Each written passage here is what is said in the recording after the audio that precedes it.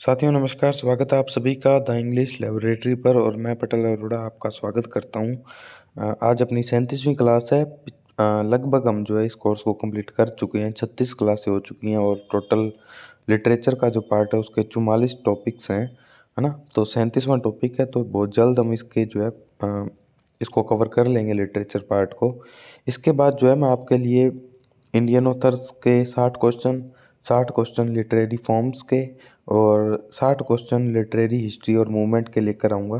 Questions ऐसे बनाए जाएंगे या मेरी टीम जो है ऐसे क्वेश्चंस बना रही है जिससे आपका टॉपिक जो है वो ज़्यादा से ज़्यादा रिवाइज हो जाए।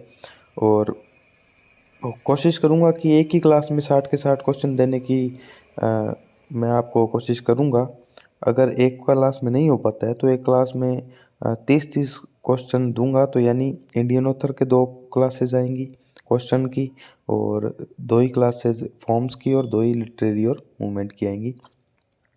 तो टोटल 6 क्लासें हो जाएंगी अपनी, है ना? तो मैं थोड़ा सा उसमें एक्सप्लेन भी करूँगा आपको पर क्वेश्चन, तो थोड़ा सा टाइम ज़्यादा लग सकता है, लेकिन आपका एक बार फिर से रिवीजन हो जाएगा पूरे लिटरेचर पार्ट का। आप ग्रामर पार्ट को कहीं और से कवर कर लेना, ठीक है? लिटरेचर पार्ट क्योंकि बहुत ही कम जो है सोर्स अवेलेबल है मार्केट में, इसीलिए मैंने सारे सोर्स को इकट्ठा करके आपके लिए एक जगह लेकर आया हूँ।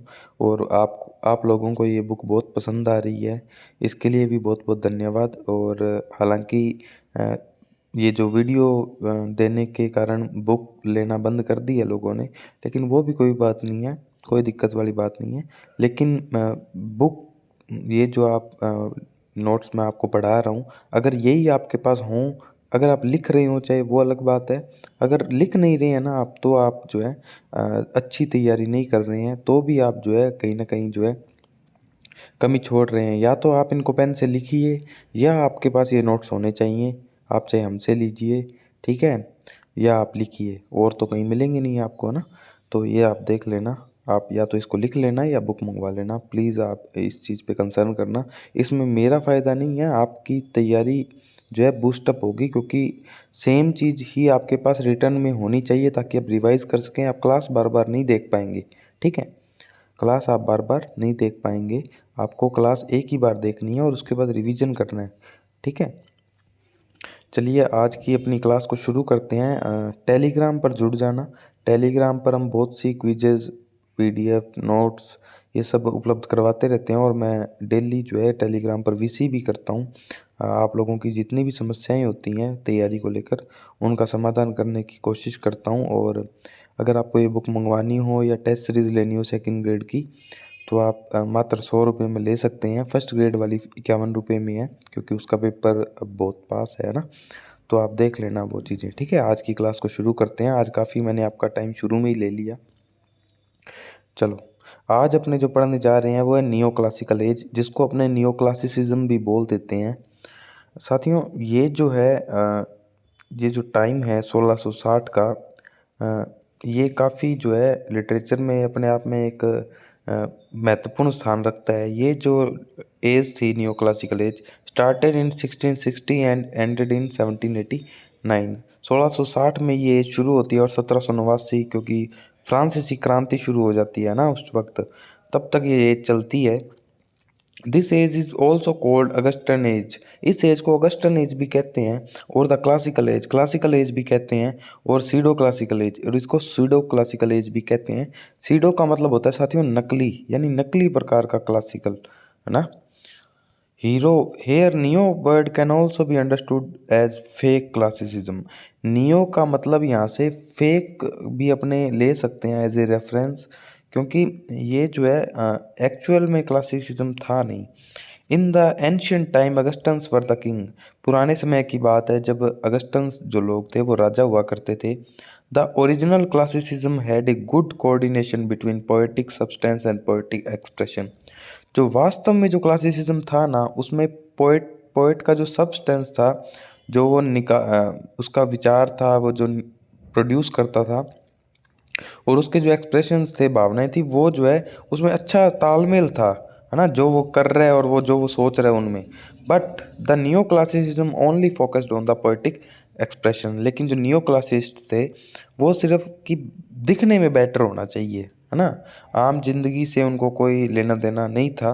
They also focused on repetition of words, ये जो है वर्ड्स की रिपीटिशन पर जोर देते हैं, and using good words and avoiding low category word, यानी खुद को ज़्यादा पढ़ा लिखा दर्शाना बाकी आम लोगों के कारण, आम लोगों के सामने, मतलब आम जिंदगी के बारे में बात ना करना, कोलोक्वियल लैंग्वेज का यूज़ मत कर ना करना, हाई लैंग्वेज का यूज़ करना, जैसे अमीर लोग जैसे शब्द का यूज़ करते हैं उन शब्दों का ही अपने वर्क्स में यूज़ करते थे। देयर लैंग्वेज वाज आर्टिफिशियल, उनकी लैंग्वेज जो है आर्टिफिशियल होती थी, ना कि आम बोलचाल वाली, not related to daily life और कॉमन पीपल, आम आदमी की भाषा में वो नहीं लिखते थे। The emotion of imagination was finished in this age, इस वक्त जो है कल्पना और भावनाएं जो है बिल्कुल हटा दी गई थी, and focused on reasoning and argument, और तर्क और जो है तर्क पर जोर दिया गया था, ठीक है, रीजनिंग पर जोर दिया गया था, क्वेश्चन किए गए थे।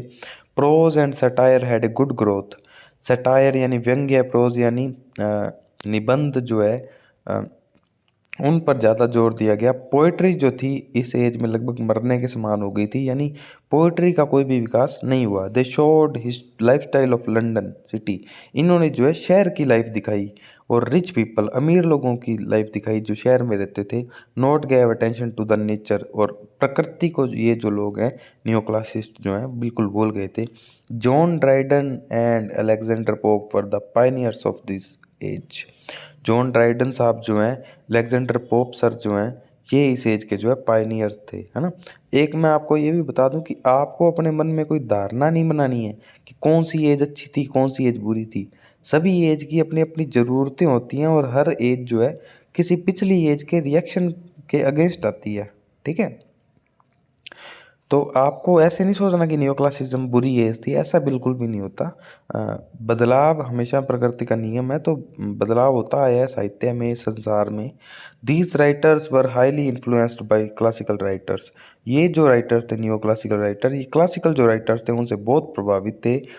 हडसन की एक कोट है, the product of intelligence playing upon the surface of life, यानी इंटेलिजेंस यानी बुद्धिमत्ता का जो प्रोडक्ट था वो जो है ज़िंदगी की सतह पर जो है खेल रहा था, यानी मतलब बहुत ही अच्छे जो है विचार इसमें प्रोड्यूस किए गए, यानी बहुत ही बुद्धिमत्ता वाले विचार। In this era iambic pentameter had two lines with rhyming, it is called heroic couplet.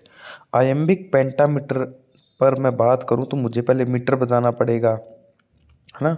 Iambic है, ट्राइक है, तो ये सब चीज़ें भी काम की हैं, बेसिक नॉलेज के लिए होनी चाहिए आपके पास, क्योंकि आप चाहे थर्ड ग्रेड हो चाहे सेकंड ग्रेड हो चाहे फर्स्ट ग्रेड की तैयारी कर रहे हो, आपके को मीटर, है ना, सिलेबल, फोनेटिक्स, इन चीज़ों का तो बेसिक नॉलेज होना ही चाहिए आपको। लेकिन इस वक्त जो है ये टाइम नहीं है, ये रिवीजन का टाइम है। प्रश्न आपका जो बनेगा वो ये कि हीरोइक कपलेट किस पेंटामीटर में होता है, आयम्बिक पेंटामीटर में होता है, पेंटामीटर में होता है, हेक्सामीटर में होता है, ये भी सब चीज़ें हैं। इन पे मैं जो है मेरे पास जैसे ही स्मार्ट बोर्ड आता है या फिर जैसे भी मेरी कोई व्यवस्था बनती है, मैं सामान्य शिक्षा के लिए जब क्लासेस लूँगा तो आपके लिए बेटर लेकर आऊँगा, है ना, पूरा एक्सप्लेन क्लासेस लेकर आऊँगा। तो हीरोइक कपलेट में जो है 2 लाइन होती हैं, राइम, वो लाइन्स जो है राइम कर रही होती हैं एक दूसरे से, इसको हीरोइक कपलेट बोलते हैं। तो इस एज में हीरोइक कपलेट काफ़ी फेमस हुआ। It came against the metaphysics and had a great influence on French writers and critics, ये जो है मेटाफिजिक्स जो लोग थे जो कि सोच से परे जो है लिखते थे, है ना, काल्पनिक बातें लिखते थे, और तो उनके रिएक्शन में आई, है ना, उनके against I, and had a great influence on French writers and critics, और इसके एज का जो प्रभाव है फ्रेंच राइटर्स पर बहुत पड़ा। The scientific rationalism took birth in this age, जो साइंस जो है उसकी बहुत ग्रोथ हुई, तो लोगों ने जो है वास्तविक बातें करना शुरू कर दी, कि साइंस पर बातें करना शुरू कर दी, अंधविश्वास बंद कर दिया। The old Greek and Rome were praised, पुराना जो ग्रीक टाइम था, जो रोम का टाइम था, उसकी प्रशंसा की गई कि हमारा साहित्य कितना अच्छा था पुराने टाइम में। The poetry of this age was of city of full of artistic aristocratic and manner, इस एज की जो पोइट्री थी वो मतलब शहर की वातावरण को दर्शाती थी, आर्टिस्टिक थी, बनावटी थी, अरिस्टोक्रेटिक थी, जो है ब्यूरोक्रेसी को दर्शाती थी, मैनर, है ना, अच्छे मैनर्स में लिखी गई पोइट्री थी, ना कि वो उसकी जो पोएट के मन में आ रहा है वही लिख दिया, जैसे रोमांटिक राइटर्स करते थे, एलिजाबेथन राइटर करते थे। The rule and manner became more important rather than the seriousness of the subject. जो रूल एंड मैनर जो थे, जो नियम कानून थे पोएट्री लिखने के, कि इतनी लाइन में लिखनी है तो इतनी में ही लिखनी है ना, वो नियम नहीं तोड़ते थे, तो वो नियमों का अच्छी तरह से पालन करते थे। The correctness was the virtue of poet. अगर पोएट जो है नियमों में रहकर किसी वर्क को लिख रहा है तो वही जो है उस पोएट की अच्छी विशेषता थी। पोएट लिख क्या रहा है, क्या भावनाएं हैं उसकी, वो ज़्यादा मैटर नहीं करती थी, बल्कि रूल्स एंड रेगुलेशंस ज़्यादा मैटर करते थे। And much reflection and philosophical comment on man and life had place in the works of this age. दार्शनिक जो विचार थे व्यक्ति की ज़िंदगी पर, उसने जो है जगह ले ली थी इस वक्त। थोड़ा नेचर से थोड़ा दूर हो गए ये लोग। राइज ऑफ रिस्टोरेशन कॉमेडी और comedy of manners, comedy of manner, है ना, ये क्या होती है तो इसके बारे में भी जानना ज़रूरी है। रिस्टोरेशन पीरियड तो हम बोलते ही हैं। Restoration drama and heroic tragedy, satiric, argumentative, reflective poetry was the main features of this age. तो आपको ये वर्डिंग याद रखनी है। पेपर में प्रश्न इन शब्दों से ही आएगा कि कौन सी विशेषता नहीं है न्यू क्लासिकल एज की, that's it.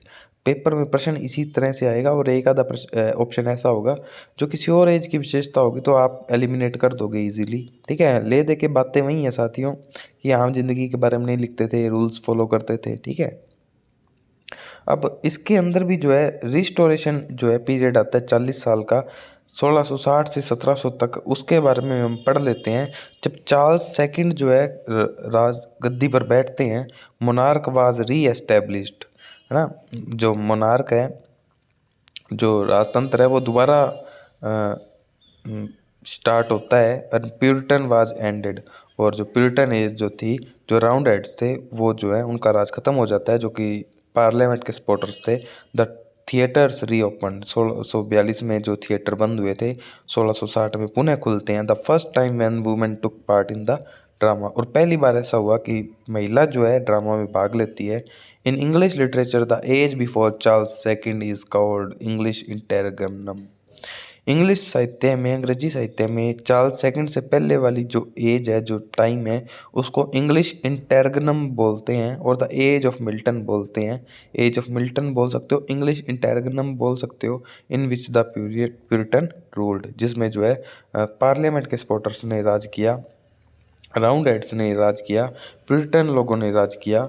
Thomas Killigrew open the first theatre of King's company. Thomas Killigrew का नाम याद रखना, ये जो है अपना पहला थिएटर खोलते हैं किंग्स कंपनी का।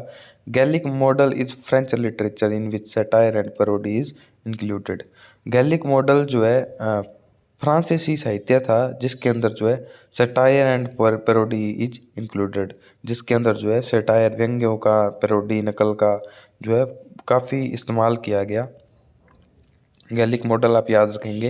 William Davenant is the first restoration poet who tried to write epic Gondibert but he could not complete it. William Davenant जो थे वो पहले रिस्टोरेशन पोएट थे जिन्होंने जो है एपिक लिखने का प्रयास किया, गोंडीबर्ट, ठीक है, लेकिन ये इसको पूरा नहीं कर सके।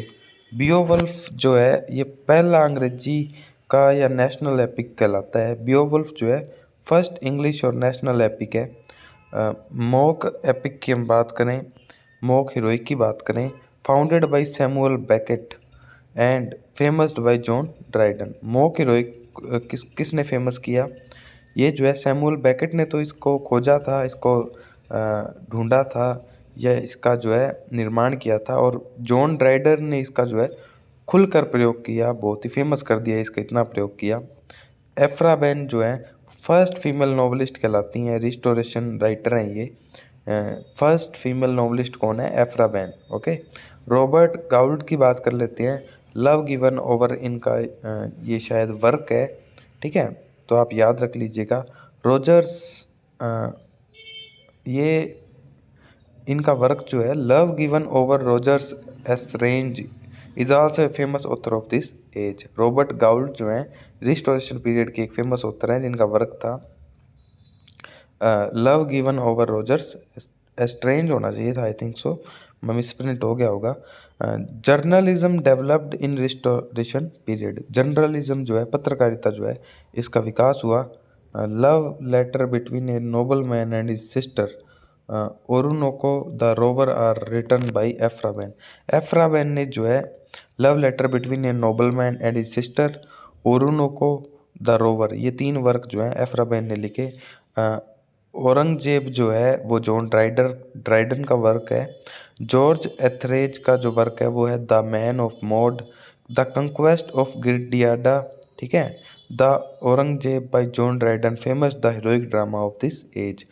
जॉन ड्राइडन ने the Conquest of Granada and the Aurangzeb जो है ये लिखा, तो इससे क्या हुआ, हीरोइक जो ड्रामा था वो फेमस हो गया रिस्टोरेशन पीरियड का।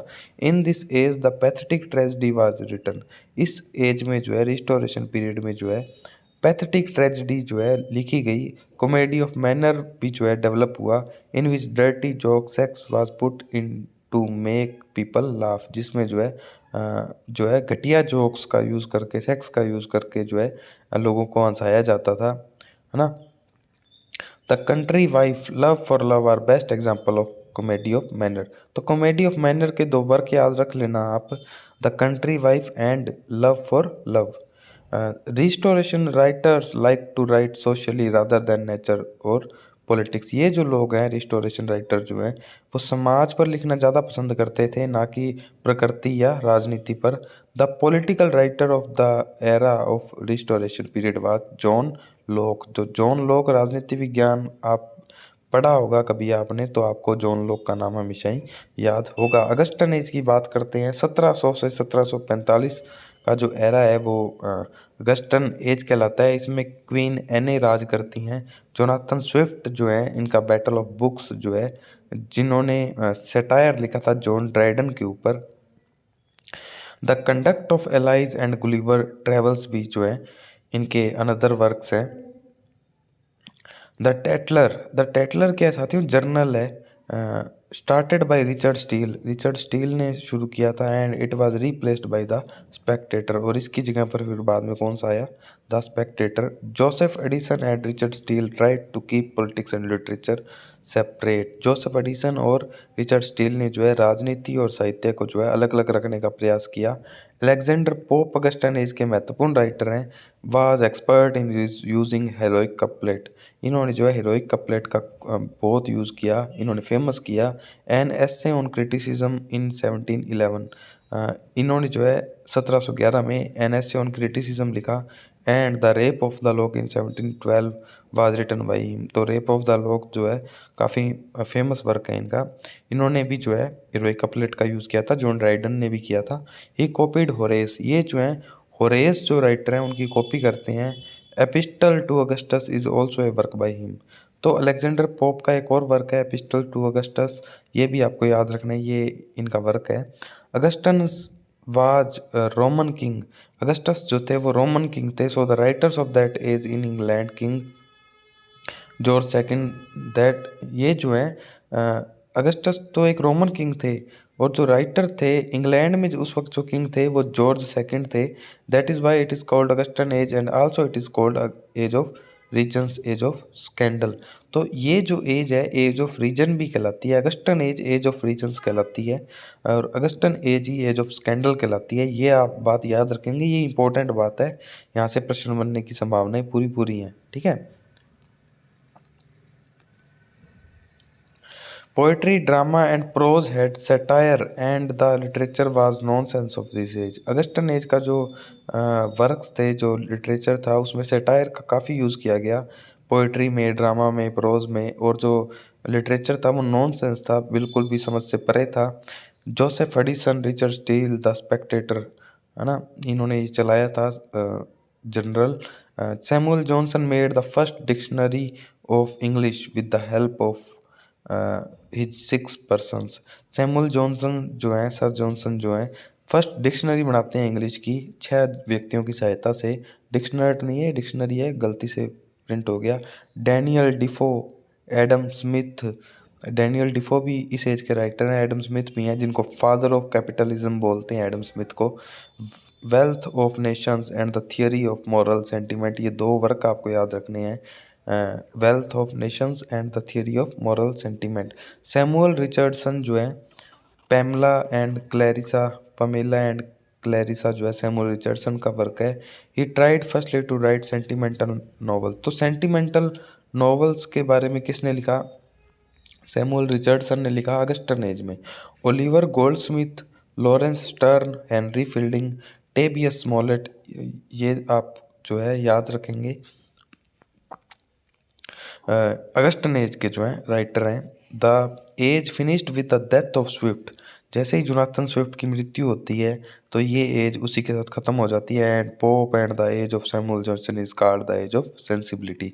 और जो पोप है पोप और जोनाथन स्विफ्ट की मृत्यु के बाद जो है ये जो अगस्टन एज है वो ख़त्म होती है। और जो सैमुअल जॉनसन जो अब की जो एज है वो एज ऑफ सेंसिबिलिटी कहलाती है।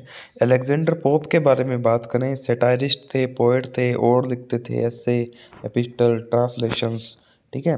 He is regarded as the most correct poet. Alexander Pope जो हैं मोस्ट करेक्ट पोएट कहलाते हैं। इनके जो सेटायर्स थे वो रेप ऑफ द लॉक था 1712 में, जो कि मोक एपिक का एक उदाहरण है।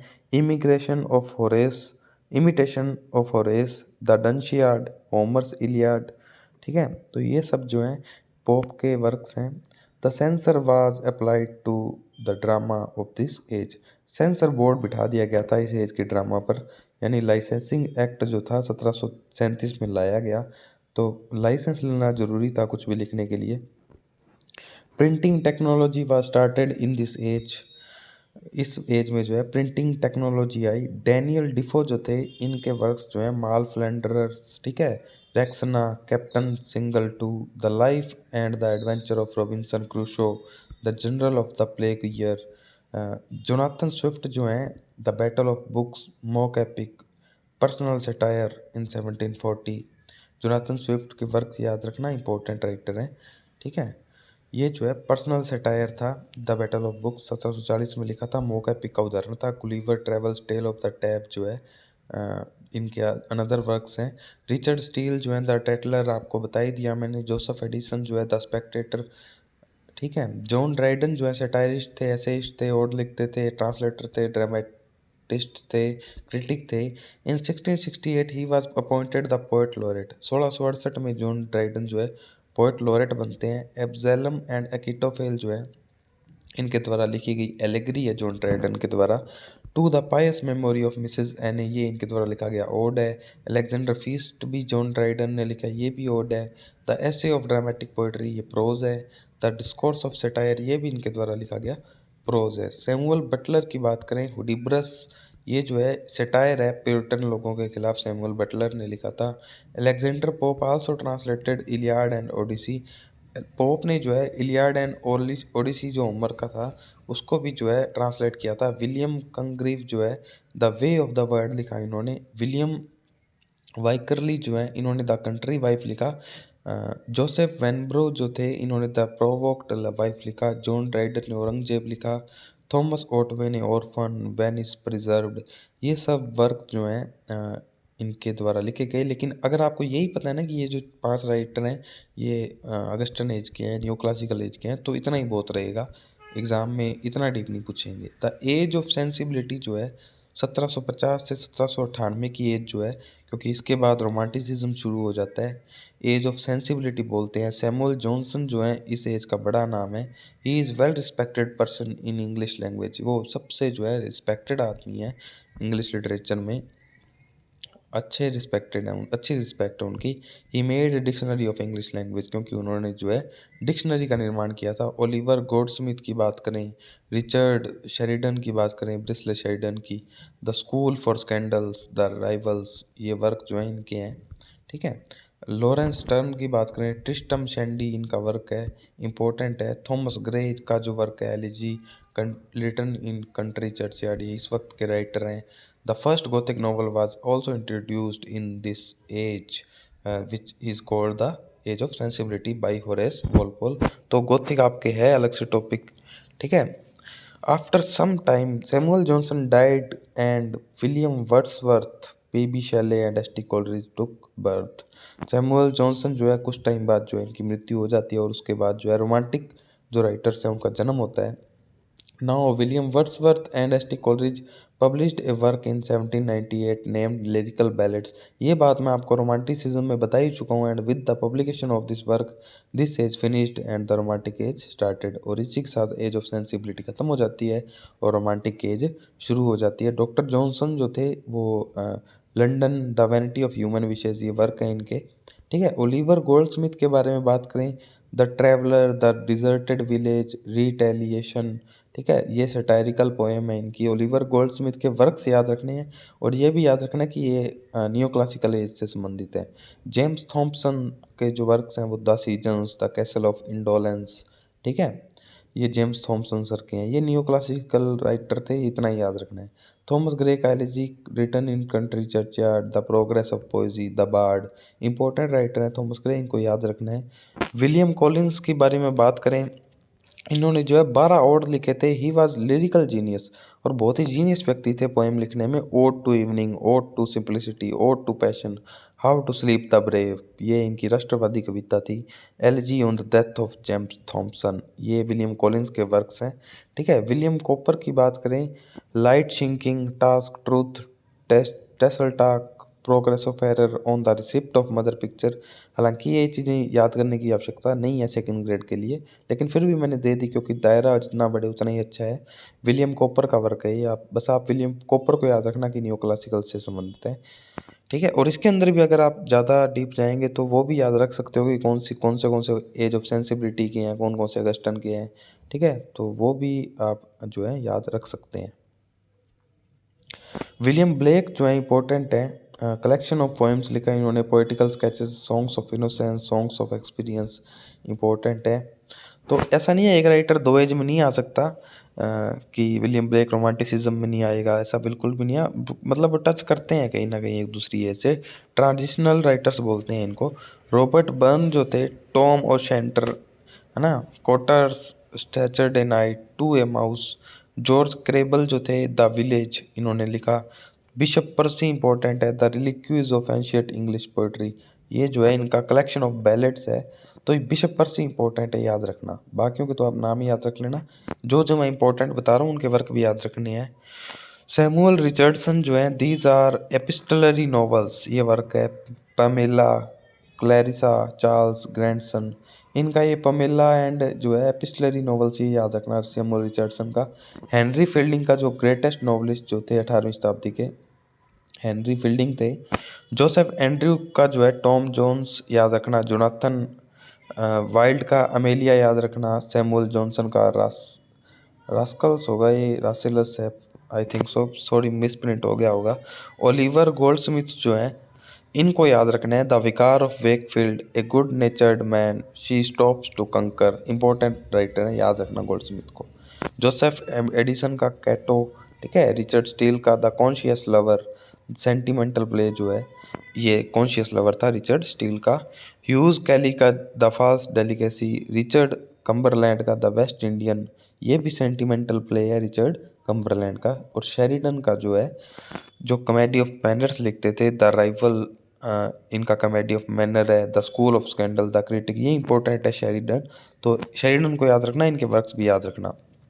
और अपना नियो क्लासिकल का जो टॉपिक था वो ख़त्म हो चुका है साथियों, और आज अपनों ने जो है एक और टॉपिक को कंप्लीट कर लिया। सारे लगभग इंपॉर्टेंट टॉपिक जो है फिनिश कर रहे हैं हम, है ना। तो मुझे उम्मीद है आपको जो है रिवीजन हो गया होगा आपका। अगर कोई भी बात पूछनी हो तो कमेंट सेक्शन में बता दिया करो, मैं आपका कमेंट का रिप्लाई हमेशा देता ही आया हूँ, आगे भी दूंगा।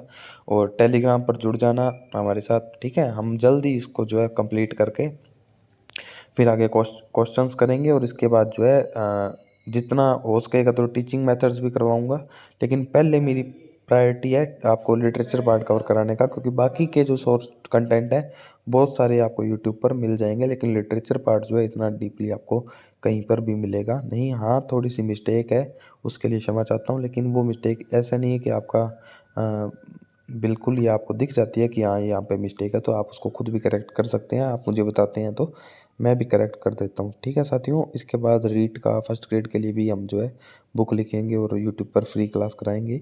चैनल सब्सक्राइब कर देना यूट्यूब का अगर नहीं किया तो, इससे हमें मोटिवेशन मिलता है। और आप अपने साथियों के साथ शेयर करोगे टेलीग्राम पर, व्हाट्सएप पर, स्टोरी वगैरह लगाओगे इंस्टाग्राम पर तो हमें और ज़्यादा मोटिवेशन मिलता है। ठीक है, तो जितना आप जो है दूसरों की मदद करोगे उस आपको भी उतना ही फ़ायदा मिलेगा। ठीक है, हम आपके लिए और बेहतर प्रयास करेंगे।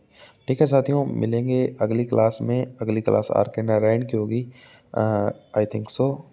ठीक है, नेक्स्ट क्लास में मिलेंगे किसी नए टॉपिक के साथ। तब तक के लिए राम राम, जय हिंद।